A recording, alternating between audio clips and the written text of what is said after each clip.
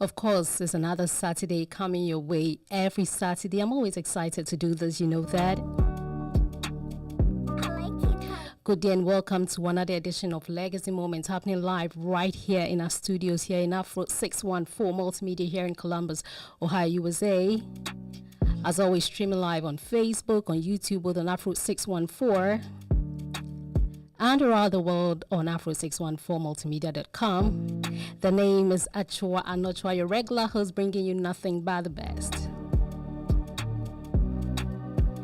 And like I do always, you know, the conversations that I bring to you are conversations that are always scintillating, things that provokes the mind, things that let you know that regardless of your situation, you can also make it in life. And I have a very special person. In a few moments, I'll be telling you who is seated patiently waiting for us to kickstart this whole conversation. Now remember, you can send me a DM on our growing Facebook community page, that's Afro 614. I'll be there to take all your questions. And of course, if you have any questions for my special guest, he will be here to make sure he answers most of the questions, at least before we end the show. And like I do always, you know, before I begin this whole conversation, there's always a motivational message that I bring your way. And today my motivational message is from the man Jesse Jackson. And Jesse Jackson says, never look down on anyone unless you're helping them up. You know, I really love this message from Jesse Jackson. And of course, I forgot to say this. Let me know also where you're listening to me from. Now, I believe this from Jesse Jackson because he says we should never look down on anyone unless we are helping them out. You know, regardless if you are in a better school, if you have a better job, or you come from a better family, there's no need for you to look down on someone else. It doesn't matter the race, your color, whatever. You don't have to look down on anyone.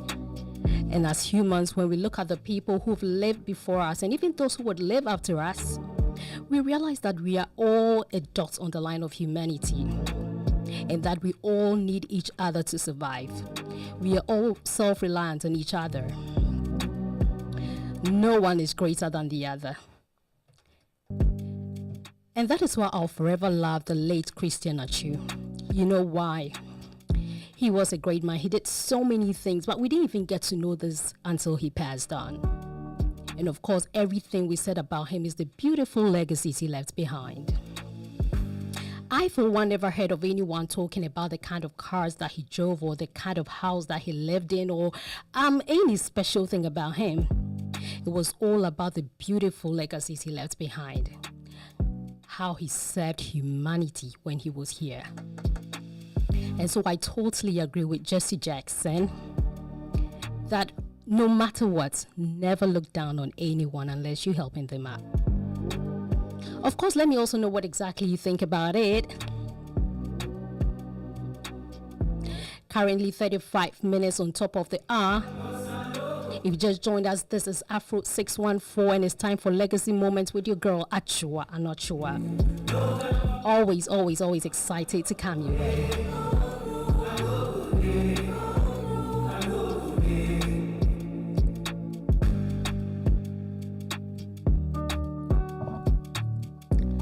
So today my special guest is a fine gentleman who has the background of an entrepreneur and also a stage actor. Well, he graduated from the University of Ghana, Legon, with a Bachelor of Fine Arts. Of course, also the co-founder for Royal Legacy, worship leader at God's Family Place, and the owner of Giant Sources Trading. Oh, how I love to see our Ghanaians doing so well here. Well, this is a man who has definitely defied all odds and is still pushing to get to the top. So my special guest today is the man who will be sharing his journey with us. He is Edward Twumasi. And of course, as an achiever, we right here at Afro 614 are celebrating his legacies today. And so I say welcome, Edward Twumasi, Akwawa to Afro 614. Thank you so much for accepting to be part of this program today. Thank you. Thank you. It's a pleasure. Akwaba, once again. Yeah. So, how has the day been so far? It's a rainy day. How is it going today? It's a rainy day. Like you said, we thank God. We are grateful. We went to sleep yesterday and then we woke up this morning. So, whatever it is, God is going to see us through. It's a beautiful day, and that is what it's going to be. It's a beautiful day, and that's what it's gonna be. I definitely agree with you, right? So before we begin this whole conversation today, I just shared a quote from Jesse Jackson, and he talked about the fact that we shouldn't look down on anyone unless we're trying to help them up. What is your take on that? It is very true, We are all created by God, who is the source. So whoever you see is a part of you. So when you look down upon somebody, you are actually looking down upon yourself. And when you lift them up, you are lifting yourself up. So you don't have to look down upon anybody. Life is full of ups and downs. Somebody may be down today, they may be up tomorrow to be the people to help you. So whoever you see down, see yourself through them and then help them up because we are connected together. It's a beautiful quote and I love it too. We are connected together. I also love that quote. Just like we said, we are all on the dot in the line of humanity, and that That's we right. all need each other to, That's true, survive. that's true. Right. So let's kickstart. Who is Edward Twumasi? Where were you born, and how was growing up like? Wow. That's way back. I'm going way back. Edward Twumasi, like you said, is a fine gentleman from Kumawu in the Ashanti region.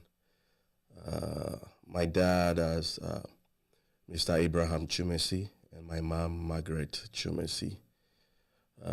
I was born in Koko, that's the eastern part of Ghana, 1984, July. So this month is my birthday month, actually. Yeah, and I spent most of my time growing up in Kumasi, Abu Abu to be precise, Muslim community. We had mosques surrounding us, and I remember when we first moved in there, we couldn't sleep for a week because around 4 a.m. you hear Allahu Akbar. And then my mom would wake up my dad, what's going on here? We were new to that, but that was where I grew up. I went to school, my primary school, Peace Preparatory School, Airport Runabout, Kumasi, where I completed in 2000, and then went to Kumasi High School. So I am an Abrantier. Yeah, if you come to Kumasi, that was the only high school at the time. Hey. You have Prempeh College, yes, you have Opokuari School, but the only high school before secondary school was converted into senior high school was Kumasi High School. Hey, and you're bragging, To be Abrantier Parliament. Right. Okay, so I also love SHS. Like, I mean, do you have any memories? What were some of the things that you recall? I mean, talk of Nino's night and all those things. Do you remember anything? Yeah, I do remember a lot. Going to high school, we first had a program. I love to sing. And then at GSS 3, we had a program at Kumasi Anglican Secondary School. And at the program, they had a choir that came to minister. And I saw a man who later on I found out to be Noble Nketia. He was in school at that time. And the way he sang, I said, I wish to go to this school, just for the music. And then I came home and I was telling a friend of mine, he said, even Kumasi High School, we have good instrumentalists and we have a bigger choir. So I love high school because I enjoy singing a lot, and we had a good choir. I ended up being a music director in the year 2003 after Akesi Brempon left. I don't know if you know him. He's a gospel artist in Ghana. Yes, so high school, I love the music. I love the people that I share the class with, some of which are, let me say hi to the MP of Niue Dubiasi, Adams Abdul Salam. Yeah, he's a classmate, and a whole lot of them. It was fun. If you went to high school, I mean, that was a real high school. We did everything. They said we were bad boys. They said we were weed smokers. They said, so when I tell people that was the school I went to and the area where I grew up from, they say, no, you are different, you know. But if people said you were bad boys, you were weed smokers, did you really smoke weed when you were in school? No, it was hard to even find somebody. But I think at the time, people like the fact that they are attributed to be a bad boy, hardcore. So I remember there were private schools whose uniform were just like ours. And those who could not get admission into high school would go to those schools and take off their badge so that you would think they are from high school. Okay. You know, but no, high school had beautiful people. We are just wonderful. Right. And you've talked about the fact that when you were in school, you really love to sing. And we'll make sure that you definitely give us a song before you leave here today. Today. Yeah. Yeah. Aye. Worship. Okay. The spirit has to be present, then I will flow. So, Yes. right. So let's go on. From high school, where did you go to? Yeah, from high school, I went to the University of Ghana. Okay. The family in which I came from, there were not too many educated people. And so going to the university was a major challenge. I don't know where they learned it from, but they thought we had to sell all we had so that I can go to school. So when I told my dad and my sisters that I want to go to college, they were like, we can't afford it. My sister went to a commercial school. She did secretariat courses. So everybody, news spread quickly that I should go to training college. And I really wanted to avoid that. I didn't want to be a teacher at the time, no. So I worked for my sister for a while. She had a communication center at the time. And when she paid me, I used my money to buy University of Ghana forms. Because my dad has spoken to me that I was going to training college. They got my pastor to talk to me about how important it is to go to training college, where you get some allowances and it's not that costly and your job is guaranteed. And they even had a cousin of mine who was in the university to come down and talk to me that he has even regretted going to college. So I should rather go to the training college. So when I got my pay, I just bought the forms. My dad bought the forms for the training college as well. And then I gained admission into the training college. And about a week after I got admission, I also got admission into the University of Ghana.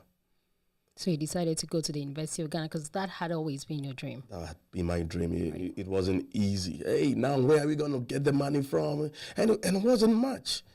So this is the money. This is the fees I have to pay. They say, oh, well, this is what they are saying. But when you get there, you need to buy books. You need to do this. So my uncles, they say, I'll just pay the fees. Then he paid and everybody shut up. Right.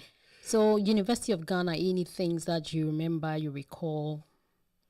Okay, so coming from that background, I didn't really go there to pursue the course that I went to pursue. You know, I was just running away from training college. So when I ended up there, I realized there were some people who had done acting at church, the senior high schools, and they had the passion for it. And so they were happy to be there. I was just there. I go to classes, make sure I pass, and then find my way out. Until one day, I was invited to play a role for somebody in a play. And when I did it, there were a few people who were watching. They were like, you are so good. I want you to be part of my production. And then it went on one after the other. This person would call me, hey, baby mommy, Charlie, where you there? And when I'm doing something, if I would do it, I do it well. So when you give me a script, within 2 weeks, I'll memorize everything because I don't want to be the one standing there forgetting my lines, messing up the play. So people thought, this guy, as you see, I was here. Charlie, baby, the enemy, mommy. Lines in the door, so be so intimate. Intimate, so me come and help around. And before I knew, I was in most of the productions on Right. campus. Yeah. So after the university, was that something that you pursued as a career? It was an option. Okay. You know, it was always an option. One thing about the performing arts is, you see, life is a stage, and we are all actors. So if you want me to sit here and act like the presenter for today, if you give me hands up, I will look at somebody who's doing it and try to emulate. So that is one thing that the School of Performing Arts, University of Ghana, has to offer. So I have friends that they did dance, but they are journalists and they are winning awards. And I talk to them, were you in journalism school? Say, acting, yeah. My family said me was stage, and I mean, yeah, almost, hey, what you do? So it's all acting. So it gives you that option that you can do everything. And so when we came here and then we saw that opportunity, we said, why not? Let's go for it. Right. I can tell you are indeed an actor because from the conversations that we have and everything that you're saying, stage, people, acts and all that. But before you leave here today, I'll give you the opportunity to look around here and then just think about something and just give us an act, maybe a minute. But that is before we finish this whole program, right? Okay. Okay. So how did the journey to the United States begin? Wow. Yeah. So before I start, I will go back and then thank my friend Adams Abdul Salam. He is the MP for New Edubiasi. We went to the primary school together and then we're in the same class in high school. So after University of Ghana, like I said, we go around. That was how we survived. If we had a production house coming from South Africa to film events for, like, say, all the telecommunication networks, we got ourselves involved as translators, and then and that opened up a lot of opportunities for us as well. So when they left, there was nothing to do. We would go to radio station, we'd be acting here and there, Peace FM or KFM, Joy FM. So if you say you go to radio stations to act, what exactly do you do? I don't know if I should say it, but sometimes there will be a program discussing a social issue, right? And let's say they have somebody to show up for the particular topic, Okay. and the person cannot make it. Sometimes actors do go sit in, act like they were the victims or Oh, really? whatever, yes. Okay. And then I think I had an encounter with Uncle Ebo White. As a counselor, they needed to talk to a guy who was still doubting if he should go ahead to marry the woman he wanted to. And the guy couldn't show up, so they called me early morning. Hey, the producer called me and said, this is the situation. We need you to step in. And I went there and said, this is how you're going to play it. And then Ebo White was there, so I told my story. He didn't know I wasn't the guy, and he went on to advise me. Yeah.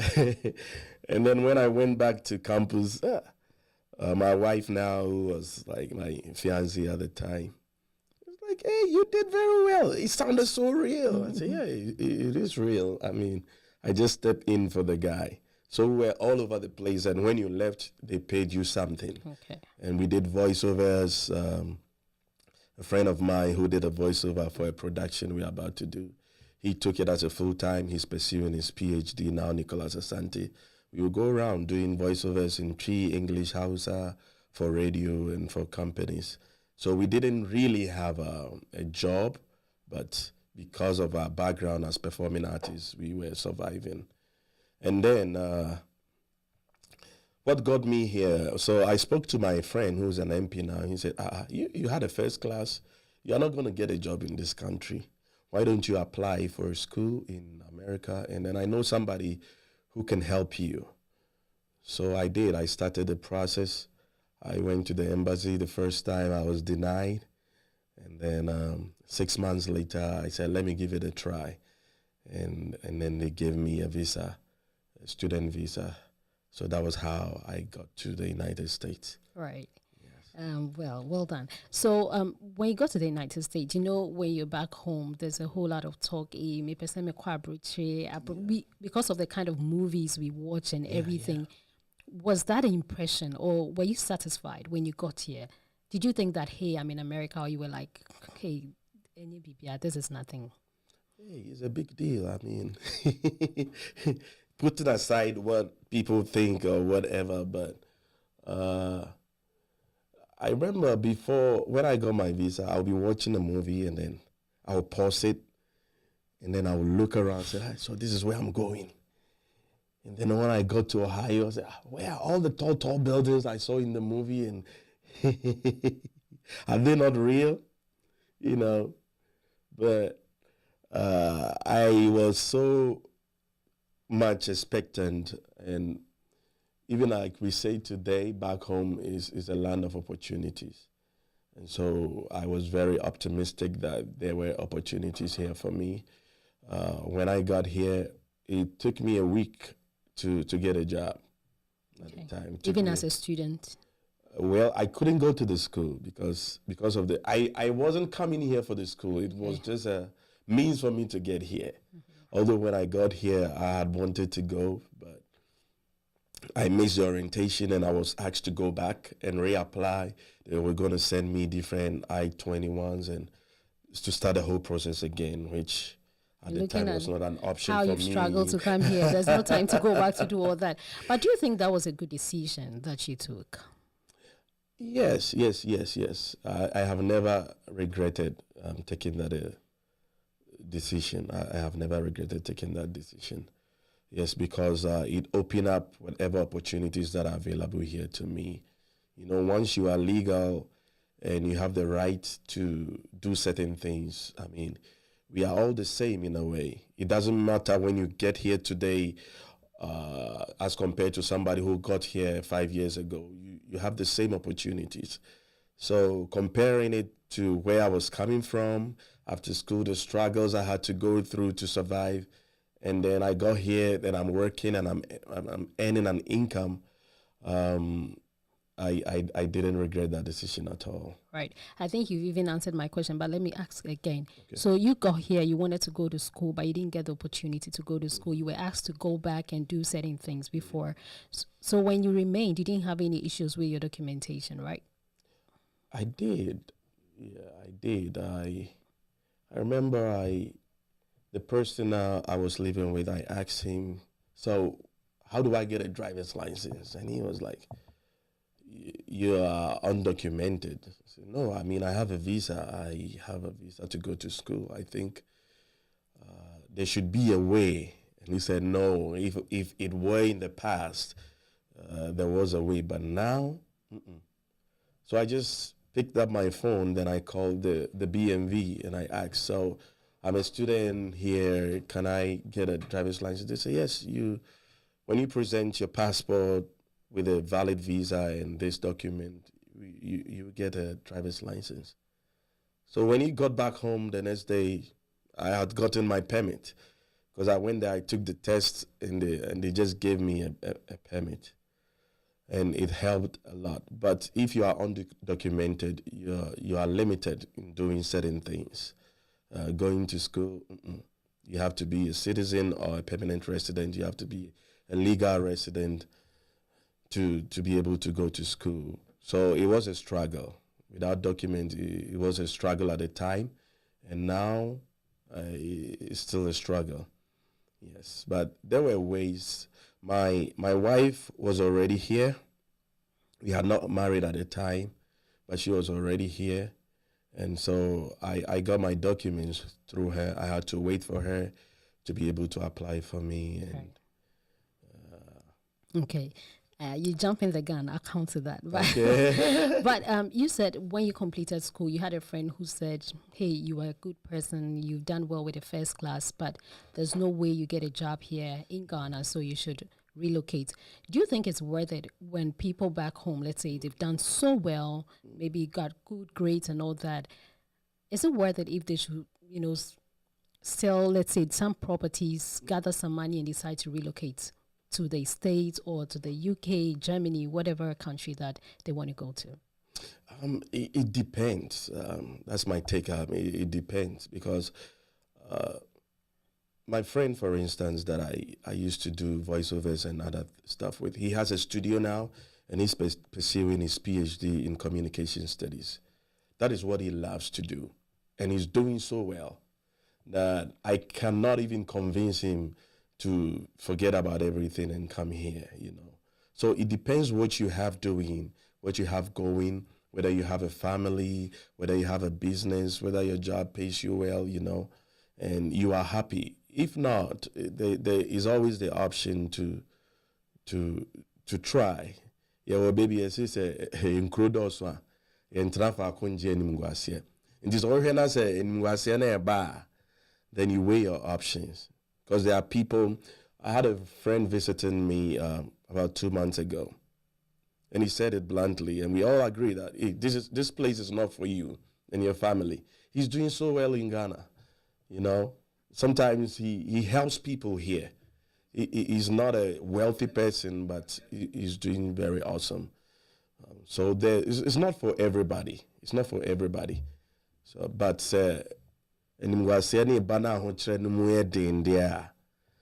is a good option for you to try. Right.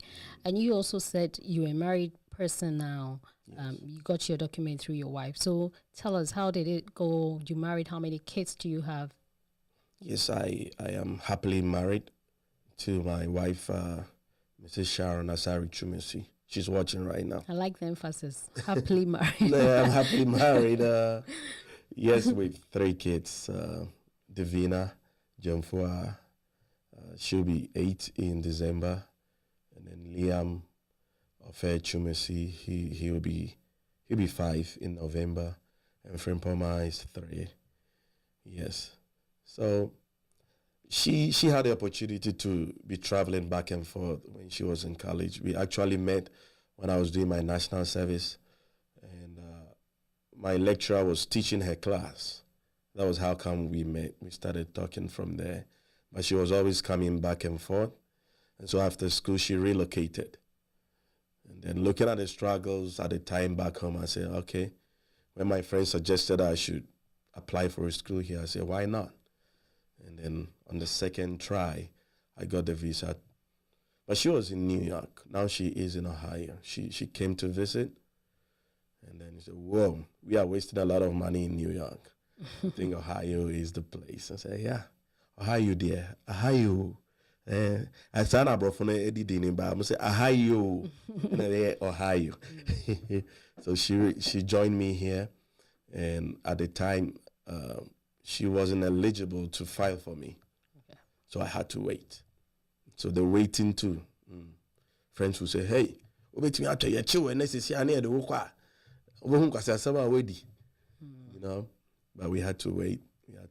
And when the time was right, yeah, everything fell into places. Yeah. Right. And so if you just joined us, you are live with me, Ajwa Anochwa, right here on Afro 614 Multimedia here in Columbus, Ohio, USA. And I have some comments coming in. This is from Ahin Frederick. He says, Adegana, watching you live. Thank you so much, Ahin Frederick. Thank you so much for supporting us from Kumasi Nyame. Kumasi says, good day. He says, you look beautiful as usual. Thank you, Kumasi. Thank you for supporting the show. And Kumasi says, Abrantie, big ups. Where 2 or 3 are gathered, Kumasi High School is there. Of course, from Nana Marco says, I should ask you, Edward, did your father work for Ghana Civil Aviation Authority? No, my father doesn't know that name. I don't think he heard of that before. My father was a timber merchant. He was a production manager at Najak David Veneer Companies in Kasi, Kumasi. Yeah, so he was traveling back and forth in Koko, where they gave birth to me. It was through his job. Maybe you look familiar. I should think so. Yes, I think you look, maybe Nanamwaku thinks you look like someone he knows or someone in his family. That's why he's saying that. Right. So let's go on. I know you are an entrepreneur and then you are also a stage actor. So how is combining all this and raising children in the United States? What are some of the challenges and the good sides? It's tough. I mean, whenever children are in the picture, it becomes very difficult, especially in America. I mean, back in Ghana is a whole different ball game. There are so many people who can help you out when you have kids. But in America, it has to be you, the parent, and that's the man and the woman. So it's always a challenge.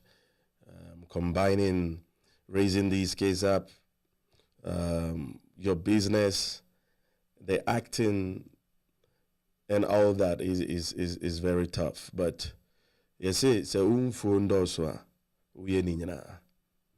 If Right. you have many farms, you still have to make sure that you are working on them. So we manage. I thank God He blessed me with a understanding wife. Semikope Juma, and as Onuzukope Juma, we factor in all these things. I sing at church too. I'm a worship leader, like I said. So, Semikope Juma na say Juma no. Emma Minkwa, sorry, that means it's a no for me. It's one of the reasons why I had to start my own thing. And so about 3 years ago, I started Giant Sources Trading, under which I did Giant Sources Transport, which is a hauling company that we haul cars across the states of America, and also Royal Legacy. And there are a lot of companies that are coming up, some of which is in partnership with friends, and I'm not allowed to talk about them now, but combining it is very difficult. But like I said, I have an understanding wife. We work together. If I'm not home, she's home with the kids.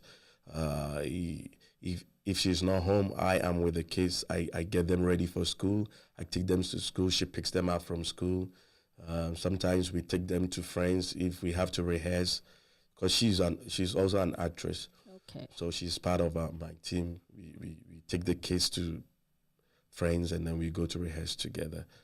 Yeah, so Yeah. it's here and there. Right. We make the So sure talking things about raising kids being it very difficult because you don't have lots of people to support you like you would have people to support you when you're in Ghana. Have you ever thought of sending the kids back home? Because a lot of people do those things, like they have kids, but their kids are so young that they can do anything for themselves and they really want to work. So they send the kids back home to Ghana, and then let's say in about 5 years they go back for them. Have you ever thought you would do that? Yeah, I mean, we've thought of it, but it was difficult. I mean, I couldn't see myself doing that. My wife couldn't see herself doing that. So it wasn't an option for us. I have friends who have done that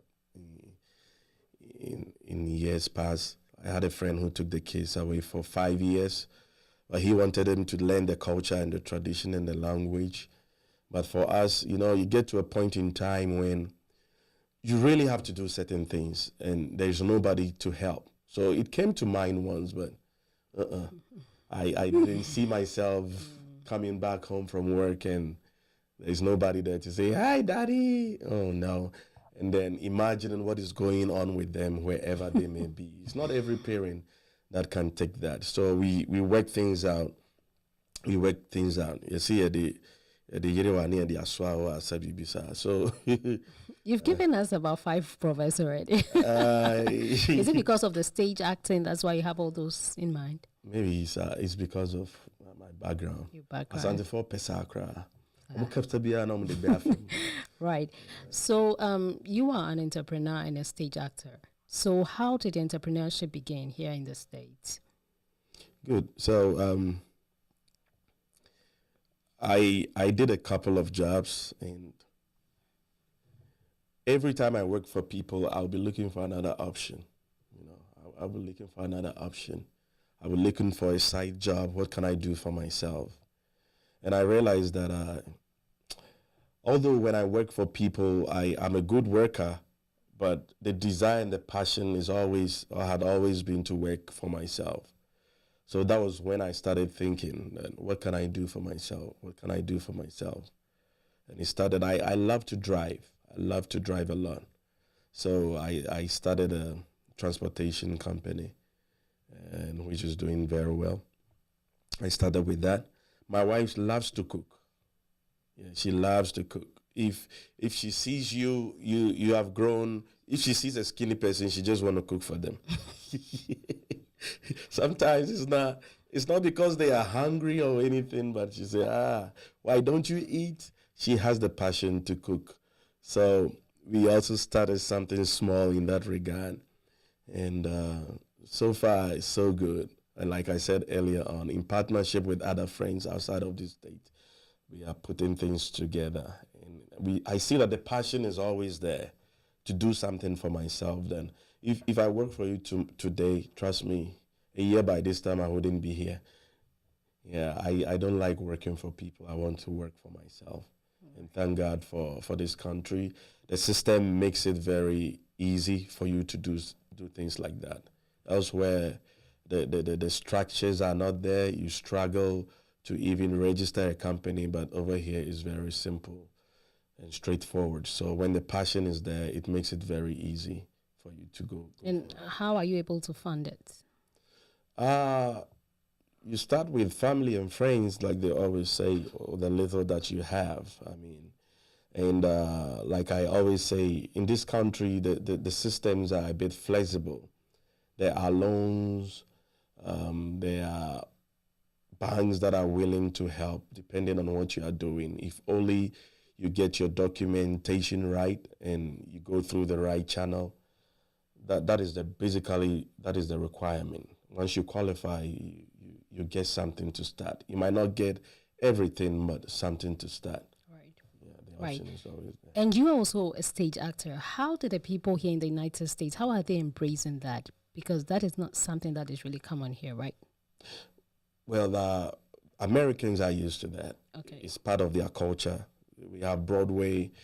Every night is full. People go to the Palace Theater in Ohio. When you go, you see that, hey, there's a long queue of people going to see a play. But we Africans, let me speak for Ghanaians coming from Ghana, it's not part of our culture. So it's a struggle, and we knew that would happen, but we are not here to give up. It started in Ghana with Uncle Ebo White. It's very slowly, and then gradually everybody came to accept it. Now, when they stage a play over there, the National Theater is full. And I have friends, the lives of Nyansapo, Clemento Suarez. He was here to support us last year. Whenever they stage a play and they tour with it across Ghana, people patronize. So people are beginning to embrace it. And that is what we want to do here. And last year we started slowly, but people are understanding what stage plays are. So do you have particular roles that you love to play, or you're just versatile, you can just play any role? Well, the latter. As an actor, you have to be ready. We call something a stereotype. You don't want to be a stereotype. That anytime we see this guy, he's a comedian. Anytime we see this guy, he has to be a father. No, you have to be versatile to play every role. So if you give me the role of a father, I will do it. If you give me as a son, I will do it. If I should be a woman, I will do it. That is the mark of a good actor. You should be willing to play every role. So I am not a stereotype. Whatever role you offer me, I can. So are you able to spot someone who is a good actor because you are one? So can you just, spontaneously see someone and go like, perhaps the person's behavior or something, or like this guy can be a good actor or this lady can be a good actress? Yes. You see, life itself, like I say, the world is a stage, and we are all performers. There are people that are very shy, like myself. If I told you that I'm a shy person, you might not believe it because of probably the things you see me do. You come to church, I'll be up front, maybe leading worship or praise, always in front of the people. But if I should tell you the preparations that I do to do that, you'll be surprised. I don't just get up to do things. Naturally, I'm a very shy person. Yes, but through training, you can come out with your best. So you can see somebody, the way they speak. There are some people, as soon as they speak, people laugh. It doesn't matter what they have to say. The way they will put a sentence or two is going to make you laugh. It's going to... So you remind me of someone. Yeah, so you can see such a person and say, when we put you on stage, you do well. They will tell you, no, me there. Over here I can do it, but in front of people. That's why we go through rehearsals and practice. There's a difference between the film industry and the performing arts. You have to, it takes days to prepare. So when you get there, we call something the fourth window. You are in the world of your own. You are in the television. Your audience might be sitting right there, but in your mind, they are not there. So you go through that training, then you can stand in front of anybody, regardless of the fact that you are a shy person or not. So yeah, you can spot somebody, and if they don't even have the passion, you can train them in a couple of months, and they will come. So out. have you been able to get people to help you with your stage acting here in the States? Especially because everyone is busy here in America. How are you able to gather people to come together for you to go on to have a play? Well, God has been so good. Every time that we reach out, I mean, there are people who have the passion. I remember when we started last year, we were struggling. We were struggling here and there. And then somebody introduced a lady to my wife. My wife called her, and the lady's husband heard. And the lady's husband had a performing arts background. So he decided to come see whatever we are doing. We thinking that we were struggling at the time, he came into the picture and said, hey, I have been here for a while and we have tried it over and over and over to do something like this. I don't know whatever you are thinking, whether you think you are struggling or not, but this is the most successful like gathering of people of the performing that I've ever seen. He really encouraged us. And so there are people out there, some of them have the passion. Some of them, they think it's just like a film thing. They come and then you film them. You start with them through the process, and along the line they get tired and they go. So it's always been a challenge. But at the end of the day, when we put out the play, they love it. It's the process that they don't want to be a part of it. So at the moment, we try to work with a few casts. So when I talk of cast, they are the characters or the performers on the stage. So we look for plays that do not have a lot of people. If myself and my wife are there, we have 2 people. When we have 3 more committed people, then we will go with it. So that is what we look at right now. And people don't really understand it, but as we keep going, they will come on board. That has been the challenge. But Right. But you have a play coming up, right? yes, we do. And when is that? Next weekend, July 15th and July 16th Okay. at the Otterburn University. Yeah, it's hot soup. Hot soup. Yeah, hot soup. So what is the rate, or is it free? It's not free. It's just $30. Okay. Yeah, it's just $30. You can come for both nights, the Saturday night and the Sunday night, or you can come for one night. It's just $30. Both Saturday and Sunday with the $30. No, just one night is Okay. $30. 'Cause the way you said You need a ticket to Okay. come for every night. Yeah. All right. So if you just joined us, this is Legacy Moment with your girl Achua Anocha right here on Afro 614 Multimedia, one of the best radio here in Columbus, Ohio. And today I'm speaking to Mr. Edward Twumasi. He's telling us about his journey and we are enjoying it so far. So Mr. Twumasi, what has been one of the highest moments in your life? Highest moment.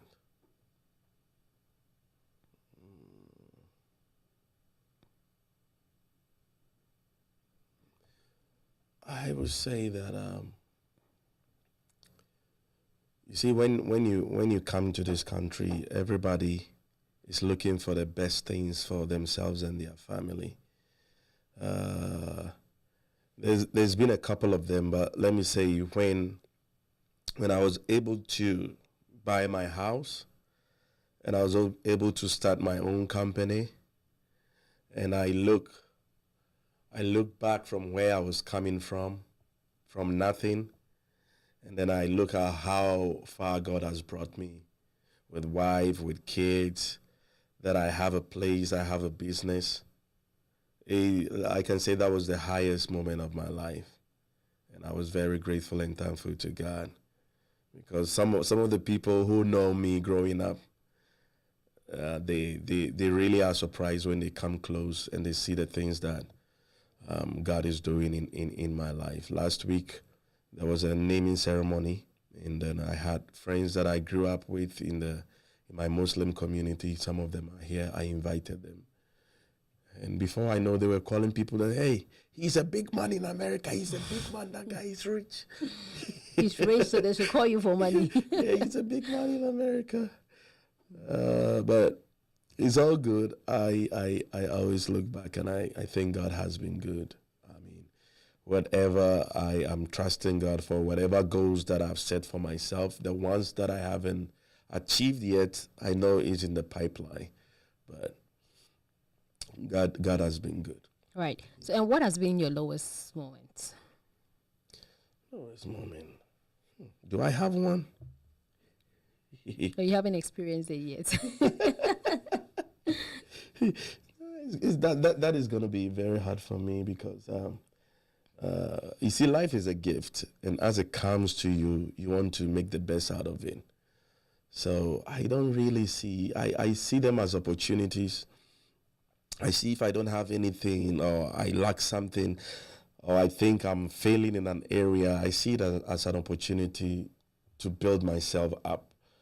I don't consider it a lowest point. It's a springboard for me to reach higher, and then be who I want to be. So, not yet. With lowest point, not yet. Not lowest, nothing yet. No. So, how do you see the Ghanaian community? Do you think they've been helpful to your brand here in America, especially with you being an entrepreneur and all that? Do you think they've been helpful? I know you've talked about the fact that a lot of people don't really understand you, especially with regards to the play that you're doing. But do you think in general they've been supportive?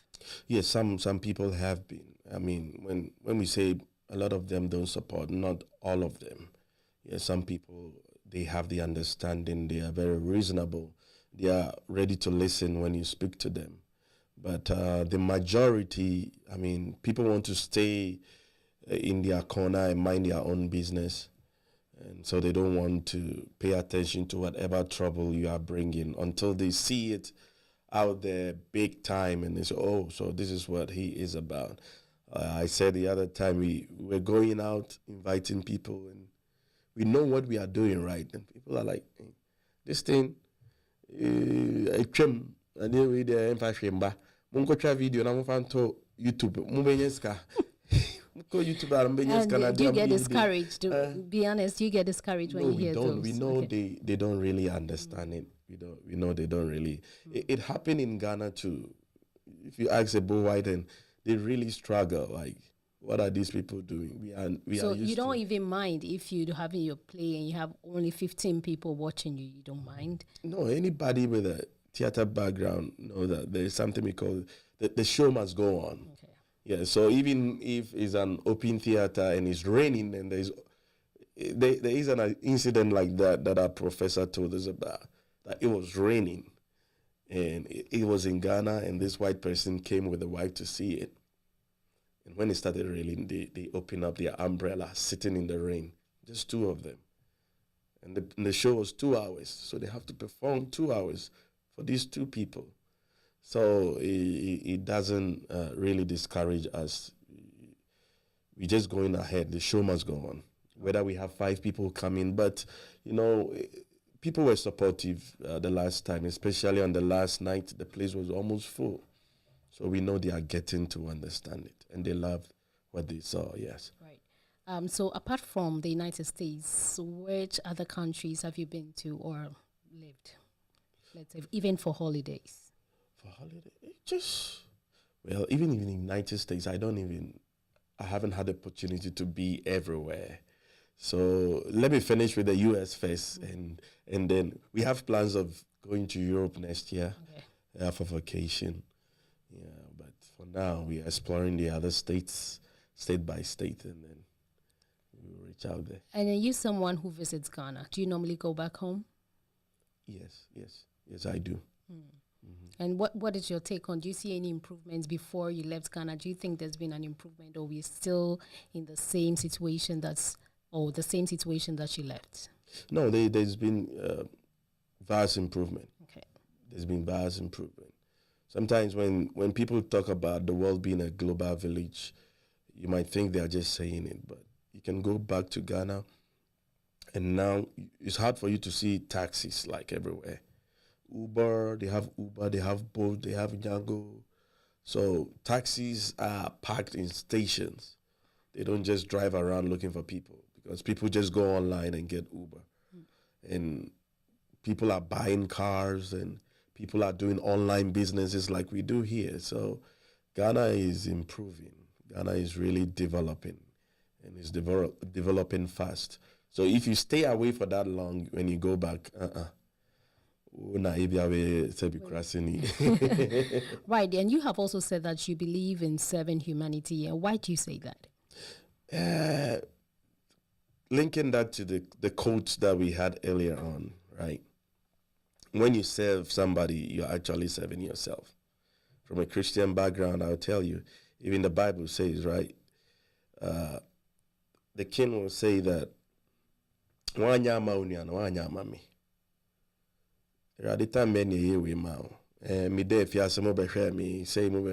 So everything that we do for people, whatever help that we help others, we are actually helping ourselves. Yes. So when you come to watch our plays, there are moral lessons to be learned, and then at the end of the day, there will be some impartation. You take something home. So it's a kind of service. When I have my own company, you employ people. Through you, there's the means for them to also survive. So everything that we do, one way or the other, is serving ourselves.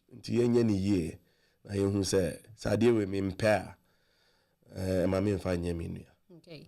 You said your play coming up is Hot Soup. Hot Soup, yes. So why that name, Hot Soup? So there's a gentleman in the play, I'm playing that role, who found himself in a very hot soup, because life is tough in Ghana, and he's trying to get his American girlfriend to come down to marry him. And before that happens, the girlfriend he's living with in Ghana got pregnant, and she's not willing to leave the house. And the white girlfriend also arrived. So him and these two women. Yeah. So if you want to see the story, come and see what goes on. That's going to be an interesting play. Right. So how then do you get to do your plays? Is it real life stories, or you just sit down and think outside the box and go like, let me just add this. This can be a play that we can just do? Yes. So you can go with real life stories, and there are playwrights who write plays, and we have adaptations. So somebody can write a play in the 1950s, and you want to bring it into this era, so you change certain things because the time and the place, the setting as we call it, is like so many years ago. So you can adapt plays, you can write plays, and you can depend on playwrights for their script. This one is an adaptation from a Nigerian play. The original play is called Pepper Soup, and we turn into Hot Soup because we infuse few things of our own into it. Yes, so we have plays coming up. At a point in time, we want to look into our folk tales from Ghana, so that our people and our children who were born here, who have no idea how growing up was, we can portray that on stage for them. Through the Anansi stories that we were told, we want to bring Anansi and the Tikelenkele for the thing, for our people in the diaspora to also know about it. Right. What are some of the legacies you want to be remembered for one day when you are no more? No, that one day is very far from today. Yes, that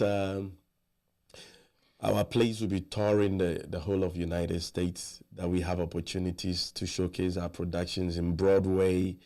And then every time our people gather to sit and enjoy these beautiful comedies, tragedies, dramas, what have you, they will look back and say, a young man and his wife and a group of dedicated Ghanaians started this hundred of years ago. You know, it's really a legacy that we know is gonna go far, and we are not giving up, and we know people are going to remember it forever. It's gonna be in the hearts of many. I'll definitely be there to watch the play. Yes, you Right. can't miss it. I'll be looking at. I want to hear you laugh when we are on stage. Sure. So if you just joined us, this is Legacy Moment right here on Afro 614 with your girl Achua Anochwa. And today I'm speaking to the man, Mr. Edward Twumasi, and he's sharing his journey with us. Of course, he's told us so much. He also has a play coming on very soon. I'm sure we'll put all the details in the comment section. If you want to be there, it's just $30 for a day, for a night, right? For a night. For a night, yeah. So you should be there to watch and, of course, support our brother. That's all we can also do to also support him. So what is that one advice that you give to someone That never give up. that has helped you in life? Yes, you never give up. It's not an option. You never give up. Whatever dreams you have, wherever you find yourself. You see, at a point in time in life, regardless of your background, the playing ground becomes level. When we were growing up, we had people who we thought would grow up and would be wealthy people, and now they look up to us because where they were coming from, they were born with silver spoon in their life. But at a point in time, when we got to high school, when we got to college, we knew that our destiny is in our hands. So you don't look down upon yourself in any way, and you never give up on your dreams, because the moment you give up, that is that very moment you kill yourself. Right.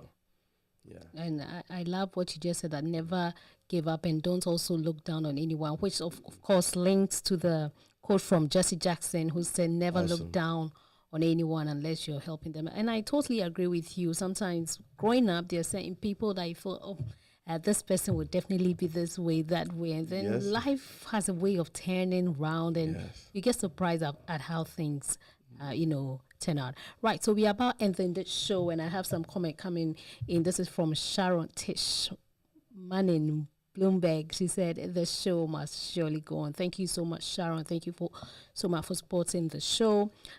Before we leave, what are some of the shout outs, or do you have any shout outs that you have for anyone? Yes, to all the Royal Legacy management team and everybody involved in Royal Legacy, to our director, Mr. Stampley, and the wife Furiwa, Mrs. Cove, my wife. I know she's going to fight me, so I didn't call her name first. Yes, Sharon Asari Twumasi, NS Kumsen here, Sami, and all the guys. Is Hasantua. Enes Kumsen part of the play cast? Yes, he's a professional actor. Oh, that guy, yes. yeah. Enes also doubles as my producer here. So. Oh, awesome, yeah. He's a serious guy. He was once very popular in Ghana. He has Okay. videos on YouTube. Okay. We have to go and look out for it. Yeah, Okay. so shout out to everybody who has helped make Royal Legacy a success. We're still reaching out to you to come. We need your support. Come watch it on the 15th and 16th. It's just $30. So tell a friend to tell a friend to tell another friend. Okay. Yes. Okay. And like I said before we leave, I told you that I'll just let you, as a stage actor, can you just look around and just in a minute, just do something. Just do something. Just act. Or do you need Mr. Kumsin to support you, or you can do this?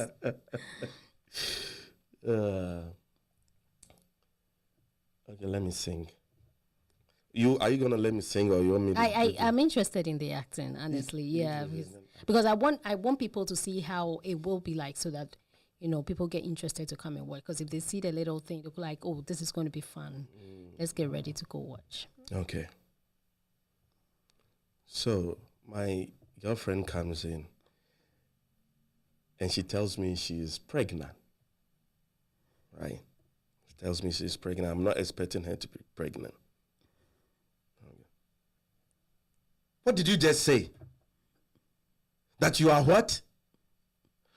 I don't know why you brought it to me, because remember, I protected myself. So take it to wherever you found. Look. Yes, and then remember, when I told you to use contraceptive, what did you say? That you go with the views of your church, right? Go and ask your pastor. Maybe your pastor is the one who got you pregnant, not me. Oh, wow. I am not ready to raise kids in my life. Wow. Thank you so much. Thank you. Wow, you are indeed an actor. You just done something very marvelous for all of us to see. So, of course, guys, if you're watching me, the show comes up. What's the date again? July 15th and July 16th. And the venue is? Otterbein University. Otterbein University. South Grove Street, West Havel, Ohio. Otterbein University. Be there. It's gates open at 5. Show starts at 7. Right. So let's all try and go and support our brother, because this is going to be very, very interesting. I'm also looking forward to enjoy every little bit of it.